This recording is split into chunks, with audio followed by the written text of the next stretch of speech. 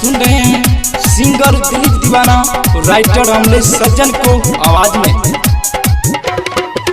और चढ़ा है सावन सुनो रमिता जो देवा घर जाना है। और चढ़ा है सावन सुनो रमिता जो देवा घर जाना है। सबसे पहले भोले बाबा को हमको जल चढ़ाना है। सबसे पहले शंभू बाबा को हमको जल चढ़ाना है।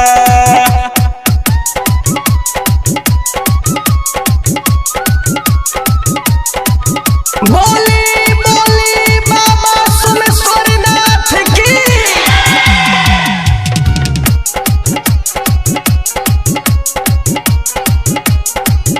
मुस्कान रिकॉर्डिंग स्टूडियो।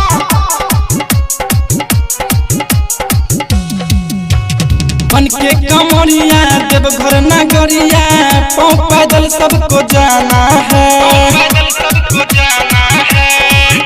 और बन के कमरिया देवघर नगरिया पाँव पैदल सबको जाना है।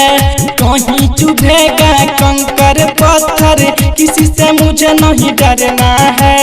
भोला बम नारा लगा के भोला जी को मनाना है। और भोला बम नारा लगा के भोला जी को मनाना है। सबसे पहले भोले हैं बाबा को हमको जल चढ़ाना है। सबसे पहले डमरू वाले को हमको जल चढ़ाना है।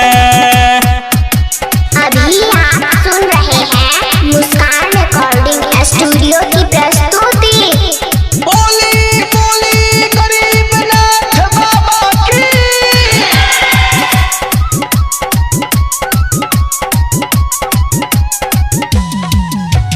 छलके गगरिया लचके कमरिया संभल को चलना भाई रे।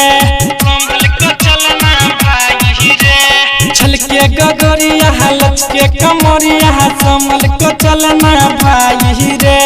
रिम झिम बरसे बादल बदरिया पाँव पिछलना जाई रे।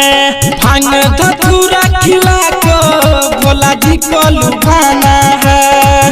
और भांग धतूरा खिला को भोला जी को लुभाना है। सबसे पहले भोले बाबा को हमको जल चढ़ाना है। सबसे पहले शंभू बाबा को हमको जल चढ़ाना है। और चढ़ा है सावन सुनो रमिता जो देवा घर जाना है।